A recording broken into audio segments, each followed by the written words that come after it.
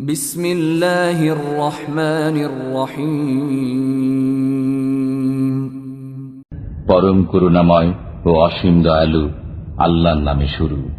আলহামদুলিল্লাহিল্লাযী লাহু মা ফিস সামাওয়াতি ওয়া মা ফিল আরদি ওয়া লাহুল হামদু ফিল আখিরাহ ওয়া হুয়াল হাকীমুল খাবীর।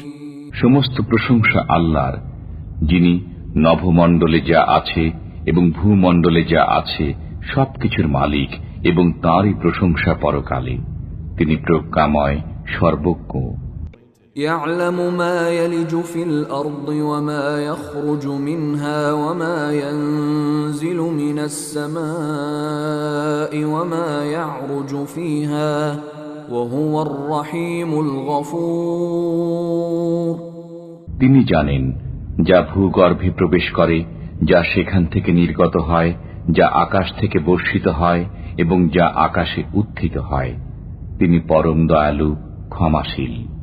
وقال الذين كفروا لا تأتينا الساعة قل بلى وربي لتأتينكم عالم الغيب لا يعزب عنه مثقال ذرة في السماوات ولا في الأرض ولا أصغر من ذلك ولا أكبر إلا في كتاب مبين।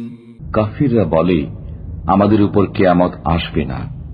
বলুন, কেন আসবে না? আমার পালনকর্তার শপথ, অবশ্যই আসবে। তিনি অদৃশ্য সম্পর্কে জ্ঞাত। নভমণ্ডলে ও ভূমণ্ডলে তাঁর অগোচরে নয় অণু পরিমাণ কিছু, না তদপেক্ষা ক্ষুদ্র এবং না বৃহৎ। সমস্তই আছে সুস্পষ্ট কিতাবে।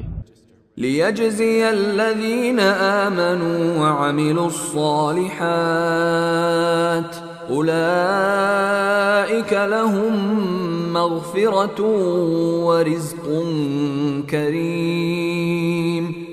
তিনি পরিণামে যারা মুমিন ও সৎকর্মপরায়ণ তাদেরকে প্রতিদান দেবেন। তাদের জন্য রয়েছে ক্ষমা ও সম্মানজনক রিজিক। والذين سعوا في آياتنا معاجزين أولئك لهم عذاب من رجز أليم। আর যারা আমার আয়াতসমূহকে ব্যর্থ করার জন্য উঠে পড়ে লেগে যায়, তাদের জন্য রয়েছে যন্ত্রণাদায়ক শাস্তি।